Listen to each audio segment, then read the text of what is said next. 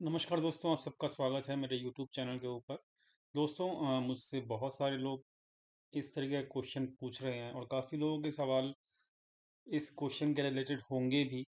और काफ़ी लोगों के माइंड में ये होगा भी कि जो अपसाइड मूव चल रहा है, जो इतना ओवरबॉट हो चुका है मार्केट और उतना ऊपर मार्केट ऑलरेडी ऊपर आ चुका है, तो ये कब तक चलेगा? तो ये कहानी कब तक चलेगी बुल्स की? और मार्केट ऐसे ही ऊपर जाता रहेगा? तो इसी सवाल का जवाब ढूंढेंगे हम इस वीडियो के अंदर कुछ लॉजिक्स के साथ। याद रखिए, ये जो वीडियो बनाई जा रही है केवल और केवल एजुकेशन और एनालिसिस पर्पस के थ्रू, आपको केवल नॉलेज देने के लिए, एजुकेशन पर्पस के लिए ही बनाई जा रही है। इस वीडियो का कोई भी ऐसा उद्देश्य नहीं है कि आप किसी भी टाइप की कोई भी पोजीशन यहाँ पर इस वीडियो के बेस के ऊपर, जो भी मैं आपको दिखा रहा हूँ उसके ऊपर लें। कोई भी पोजीशन लेने के लिए आप अपने फाइनेंशियल एडवाइज़र की हेल्प ज़रूर लें। चलिए दोस्तों, अब हम चलते हैं फटाफट से और देख लेते हैं कि मार्केट अगर बढ़ना चाहे तो कहाँ तक बढ़ सकता है और इसकी दौड़ अब कब तक रह सकती है। ठीक है? तो उसके लिए दोस्तों फटाफट से हम यहाँ पर निफ्टी के चार्ट्स के ऊपर आएंगे और ये निफ्टी का चार्ट्स मैंने आपको ओपन करके दिखाया हुआ अपनी स्क्रीन के ऊपर। और यहाँ पर आप देख सकते हो कि मैंने वीकली चार्ट ओपन किया हुआ है और साथ में मैंने यहाँ पे वीकली चार्ट की कैंडल्स आपको दिखाया हुआ है। साथ में मैंने यहाँ पे आरएसआई भी लगाया हुआ है और मैं आपको एक कॉम्बिनेशन दिखाना चाहता हूँ। वो कॉम्बिनेशन अगर आपके माइंड में रहेगा तो कुछ हद तक आप समझ सकते हैं कि मार्केट कैसा रिएक्ट कर सकता है। केवल और केवल यहाँ पर एक पॉसिबिलिटी निकालने की कोशिश की जा रही है, कुछ लॉजिक्स और पुराने जो हिस्ट्री के अंदर बार बार रिपीट हुआ है उसी के बेसिस के ऊपर। क्लियर? तो यहाँ पर मेरा कोई भी किसी को सजेशन नहीं है, आप एनालिसिस अपनी खुद जरूर कीजिएगा। तो यहाँ पर ये जो चार्ट्स है, वीकली चार्ट है, कैंडल आपको दिख गया है। यहाँ पर एक ट्रेंड लाइन मैंने ड्रॉ किया हुआ है। ट्रेंड लाइन को ड्रॉ करने का रूल मैं ऑलरेडी आपको बता चुका हूँ। एक के ट्रेंड लाइन को ड्रॉ करने के लिए टॉप टू टॉप मिलाया जाता है और या फिर बॉटम टू बॉटम मिलाया जाता है, और कम से कम 2 से 3 टॉप मिले होने चाहिए एक ही ट्रेंड लाइन से, तभी वो ट्रेंड लाइन प्रॉपरली काम करेगी। अदरवाइज वो ट्रेंड लाइन ना तो सही होगी और ना ही वो आपके लिए काम करेगी। तो यहाँ पर ये ट्रेंड लाइन मैंने टॉप टू टॉप मिलाकर खींचा हुआ है। आप चेक कर सकते हो कि यहाँ पर इसका टॉप मिलाया हुआ है मैंने, फिर मैंने इसको यहाँ पे टॉप मिलाया, और जब मैंने ये दोनों टॉप को मिलाया और इस लाइन को एक्सटेंड किया, तो ये आप देख सकते हो कि इसका भी टॉप और इसका भी टॉप और यहाँ पर भी टॉप मिला है। तो दोस्तों, ये एक प्रॉपर ट्रेंड लाइन हमने ड्रॉ किया है आपके सामने। वीकली कैंडल है यहाँ पर, तो वीकली कैंडल जो है वो अब खुद चेक कर सकते हो कि वीकली कैंडल के बेसिस के ऊपर जो मार्केट है वो अब किस लेवल के ऊपर आ चुका है। ध्यान दीजिएगा, ये जो वीकली कैंडल के हिसाब से ये जो ट्रेंड लाइन है अब आपकी ये प्रीवियस वीक जा चुका है। इसको मैं थोड़ा सा बोल्ड कर देता हूँ, बड़ा कर देता हूँ ताकि आपको विजिबल हो जाए। ओके, तो ये मैंने बड़ा कर दिया है अब चार्ट को, आपको विजिबिलिटी दिखे ताकि। अब यहाँ पर आप चेक कीजिए कि ये ट्रेंड लाइन के हिसाब से मार्केट ने हमेशा रेसिस्टेंस फेस किया है, और अभी मार्केट की सिचुएशन ये है कि ये पिछला वीक का कैंडल है और मार्केट की अगर बढ़त रह सकती है इस लॉजिक के हिसाब से। ये लॉजिक गलत भी हो सकता है, मैं पहले ही बता रहा हूँ, लेकिन अभी तक ये लॉजिक गलत नहीं हुआ है। हम कभी भी अगर अपनी हिस्ट्री उठा के देखें अभी तक, जब से शेयर मार्केट खुला है, तो अभी तक अगर ये लॉजिक गलत नहीं हुआ है तो इसके गलत होने के चांसेस बहुत कम है। लेकिन शेयर मार्केट अनप्रिडिक्टेबल है, तो हर चीज़ गलत हो सकती है कभी ना कभी ज़रूर, ये याद रखिएगा। लेकिन इसके चांसेस गलत होने के बहुत कम है, ऐसा मुझे पर्सनली लगता है। तो यहाँ पर देखिएगा कि ये जो कैंडल है अब बिल्कुल एक बेयरिश कैंडल बनी यहाँ पर, और इसके बाद ये जो कैंडल है, अब खुद देखिए ये वीकली कैंडल है। इसकी अगर हम चाहें पता लगाना कि बढ़त कहाँ तक हो सकती है, तो अगले वीक यहाँ पे जब शुरू होगा तो इसकी बढ़त जो है मात्र 13,000 तक यहाँ पर नज़र आ रही है इस ट्रेंड लाइन के हिसाब से। तो यानी कि जो अपसाइड है वो 13,000 तक है। 13,000 तक ही नजर आ रही है वीकली कैंडल के हिसाब से। ठीक है, और आप अगर ऑप्शन चेन में भी देखेंगे तो 13,000 के ऊपर आपको बहुत ही ज्यादा अच्छा रेसिस्टेंस दिखेगा। वो मैं आपको अपनी स्क्रीन के ऊपर दिखा देता हूँ। ऑप्शन चेन के ऊपर आप चेक कर सकते हो 13,000 के ऊपर already 36 lakh positions already right की हुई हैं इस मंथ के अंदर। तो यहाँ पर 13,000 के ऊपर रेसिस्टेंस ऑप्शन चेन के ऊपर भी दिख रहा है, और ये जो ट्रेंड लाइन है यहाँ पर भी दिख रहा है। तो यानी कि 13,000 के आसपास, 13,000 के आसपास ऑलरेडी यहाँ पर रेसिस्टेंस है मार्केट के अंदर, ये हमको समझना पड़ेगा। दूसरी चीज, अब एक चीज और मैं बताता हूँ कि जब जब लॉजिक समझिए, पहला लॉजिक आपको समझ में आ गया होगा कि कहाँ तक मार्केट ऊपर जा सकता है। अब दूसरा लॉजिक समझिए। दूसरा लॉजिक क्या है, इसी चार्ट के बेसिस के ऊपर हम दूसरा लॉजिक तलाशेंगे, लॉजिक नंबर 2। वो लॉजिक नंबर 2 क्या है कि देखिए, जब जब ये इस ट्रेंड लाइन के आसपास आता है मार्केट, वीकली कैंडल जब जब इस ट्रेंड लाइन के पास आता है, तो वहां पर आपको हमेशा मार्केट आरएसआई के ऊपर क्या मिलेगा, एक ओवरबॉट सिचुएशन में मिलेगा। आप खुद चेक कर सकते हो कि यहाँ पर जब मार्केट आया तो यहाँ पर इस कैंडल के ऊपर आपका आरएसआई 70 के आसपास था, वहां से मार्केट ने करेक्शन लिया। फिर मार्केट का सेकेंड टाइम टच यहाँ पे हुआ इस ट्रेंड लाइन को, तब भी आप देख सकते हो कि आरएसआई की वैल्यू 75 आपको यहाँ पर दिखेगी। यहाँ पर आप चेक कीजिएगा वैल्यू क्या दिखेगी आपको, तो यहाँ पर आपको 75 वैल्यू दिखेगी, 76 बल्कि। क्लियर? तो यानी कि यहाँ पर जब जब मार्केट आता है तब तब आरएसआई ओवरबॉट होता है। ठीक है, आप फिर जब यहाँ पे आया मार्केट तब भी आप देख सकते हो कि 72 और 70, एक्चुअली 77 का हाई बनाया है आरएसआई ने।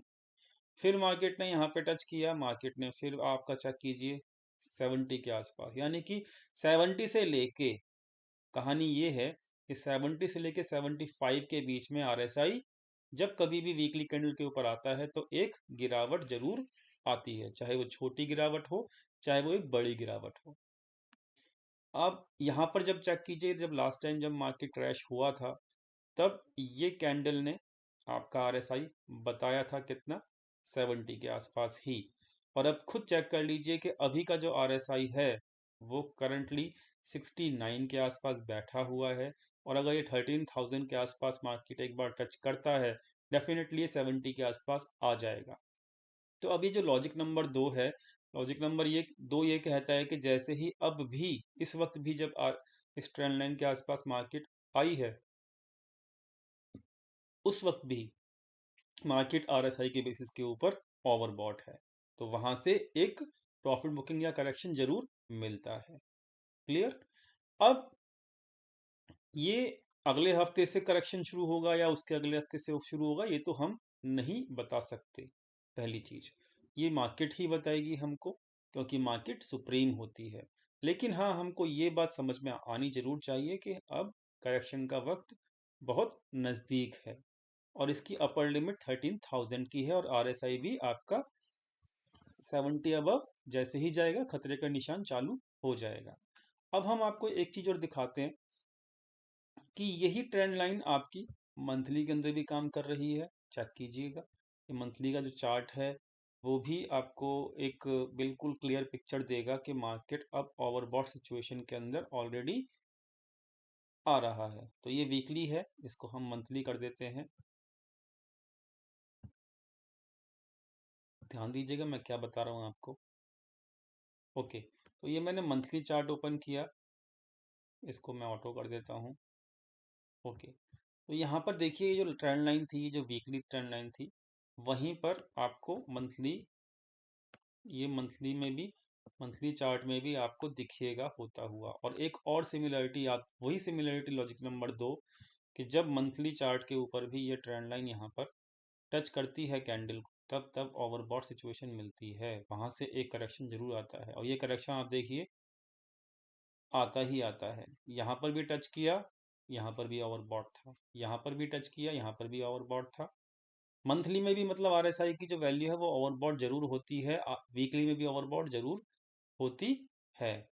तो ये दोनों दोनों के अंदर सिमिलरिटीज हैं, आप खुद जाके चेक कर लीजिए। और अभी भी जो वीक इसकी जो है आपकी वैल्यू जो है RSI की करंट वैल्यू वो भी 63 हो चुकी है।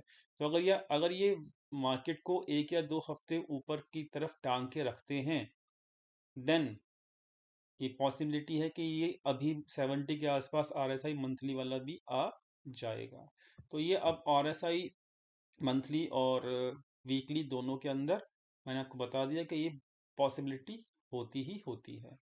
अब तीसरी चीज, अब लॉजिक नंबर 3 देखते हैं। लॉजिक नंबर 3 के मार्केट के अंदर जब जब ये ओवरबॉट सिचुएशन आती है, वीकली कैंडल जब इसके पास आती है, तब तब करेक्शन जरूर आता है, ये हमने देख लिया। लेकिन करेक्शन जब आता है तो वो करेक्शन किस टाइम के आसपास आता है, हमको ये भी पैटर्न के हिसाब से देखना पड़ेगा। तो किस टाइम यानी कि किस हफ्ते, मैं यहाँ पर मंथ की बात कर रहा हूँ कि किस मंथ में पॉसिबिलिटी होती है, किस क्वार्टर में पॉसिबिलिटी होती है, ये हमको देखना है इस पैटर्न के बेसिस के ऊपर। तो देखिएगा कि जब यहाँ पर मार्केट आया तो ये तकरीबन ओवरबॉट सिचुएशन में था। तो ओवरबॉट सिचुएशन में जनवरी में आया, लेकिन यहाँ से जब 2015 के अंदर क्रैश आया था, मार्केट 9000 से घट के मार्केट आपका ये 68,000 के आसपास आया था। यहाँ से यहाँ तक करेक्शन जब आया था मार्केट के अंदर, आप खुद चेक कर सकते हो कि मार्केट का करेक्शन चालू हुआ था, ये पूरा 1 साल नीचे ही गिरता रहा, लेकिन करेक्शन जो चालू हुआ था वो आप खुद चेक कर सकते हो कि 2 मार्च से शुरू हुआ था, यानी कि मार्च के मंथ में, यानी कि जो लास्ट क्वार्टर होता है 2015 का, मार्च का, तब आया था। ठीक है, तो लास्ट क्वार्टर लेकिन मार्च के मंथ में। अब जब सेकेंड टाइम करेक्शन आया यहाँ पर, तब भी आप चेक कर लीजिए कि जनवरी निकलने के बाद फरवरी में, यानी कि लास्ट क्वार्टर के अंदर करेक्शन आया था यहाँ पे, चाहे वो छोटा ही करेक्शन था, लेकिन यहाँ पर सेकेंड टाइम इसने टच किया था। तो यहाँ पर भी 11,000 से लेके और 98 1200 पॉइंट का करेक्शन आया था मार्केट के अंदर। तो यहाँ पर भी जो टाइम था वो जनवरी का ही था, फरवरी का, सॉरी। ठीक है, यानी कि लास्ट क्वार्टर जो होता है वो वाला। अब यहाँ पर जो करेक्शन आया था, ये करेक्शन जो है सितंबर में आया था। तो इस करेक्शन को मैच नहीं कर सकते हम प्रीवियस 2 करेक्शन से।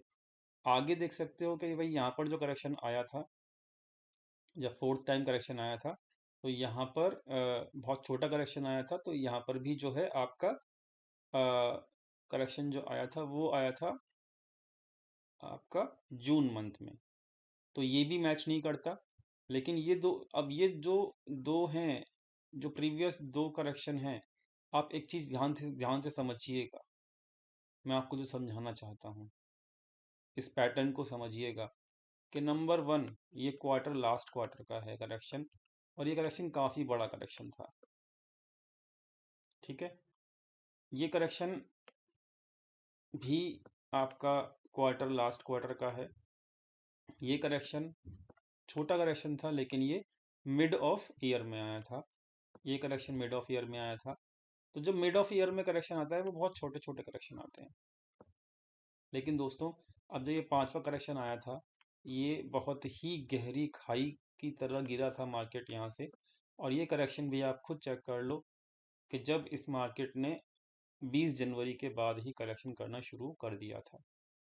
तो ये भी जो ये जो क्वार्टर लास्ट के जो करेक्शन होते हैं, मेरा कहने का मतलब क्या है कि जो मेरे लास्ट क्वार्टर, जब इस पैटर्न के हिसाब से, लॉजिक के हिसाब से, जो लास्ट क्वार्टर के अंदर या तो करेक्शन आएगा और या फिर मिड मिड के अंदर आएगा। अब मिड का टाइम तो निकल चुका है इस साल का।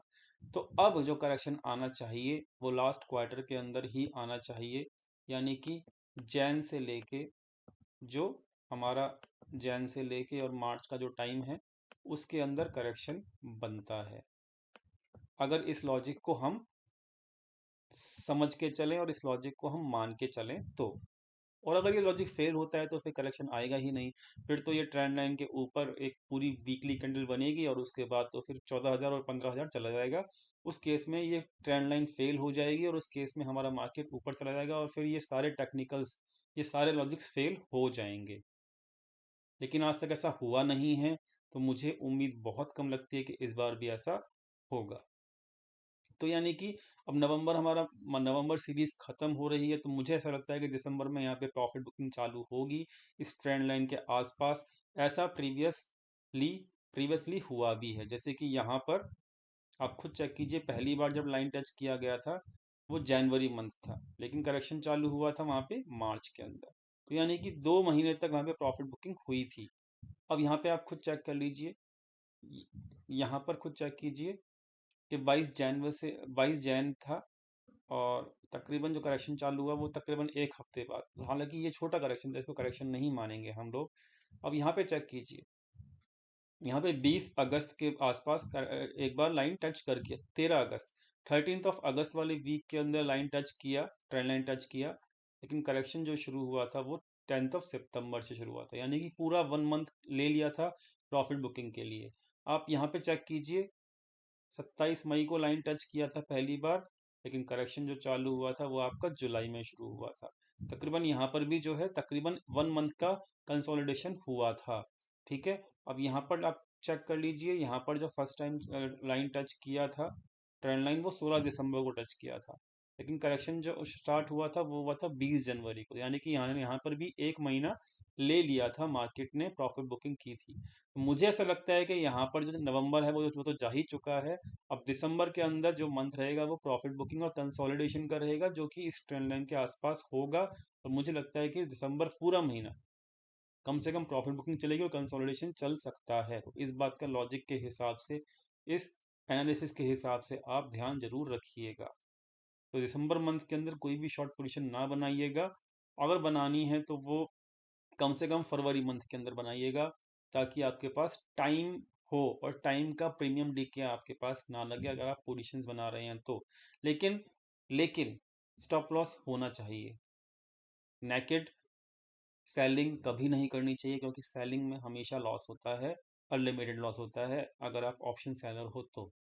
लेकिन लॉजिक जो है वो यही है कि अभी मुझे लगता है कि दिसंबर मंथ के अंदर यहाँ पे एक कंसोलिडेशन मिल सकता है, प्रॉफिट चालू हो सकती है उसके बाद, क्योंकि हमेशा लास्ट क्वार्टर के अंदर करेक्शन हुआ है। तो अभी लास्ट क्वार्टर जो है वो जनवरी से शुरू होगा, तो जनवरी मंथ के अंदर मुझे लगता है कि एक करेक्शन मिलना जरूर चाहिए, चाहे वो करेक्शन आपका 10,500 तक का मिले या फिर आपका यहाँ तक मिले 10,000 तक का।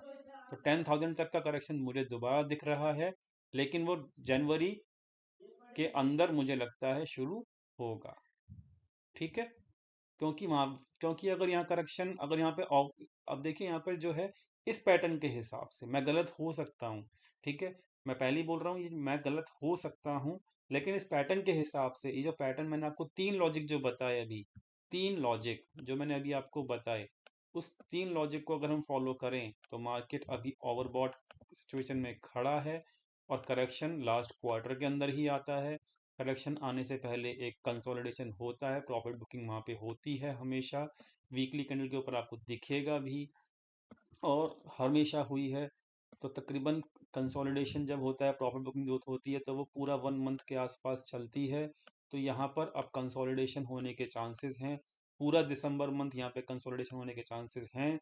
और फिर वो जब प्रॉफिट बुकिंग हो जाएगी बड़े प्लेयर्स की, तब वहाँ पर एक छोटा सा करेक्शन वहाँ पे 10,000 तक का मुझे नज़र आ रहा है लास्ट क्वार्टर के अंदर, जो कि लास्ट क्वार्टर आपका जनवरी से लेके और मार्च तक के बीच में रहता है। ठीक है, तो आई होप आपको ये सारे लॉजिक समझ में आ गए होंगे, और आप मेरे लॉजिक से अगर सहमत हैं देन इट इज़ गुड, नहीं सहमत कोई दिक्कत नहीं। मैंने केवल आपको लॉजिक्स बताए हैं, और लॉजिक्स बता के आपको इसको प्रूव भी किया है कि पास्ट में ऐसा हो चुका है। अगर ये लॉजिक्स फेल होते हैं, डेफिनेटली फिर ये फर्स्ट टाइम हिस्ट्री के अंदर ऐसा होगा कि लॉजिक्स फेल हो जाएंगे और मार्केट फिर ऊपर चला जाएगा।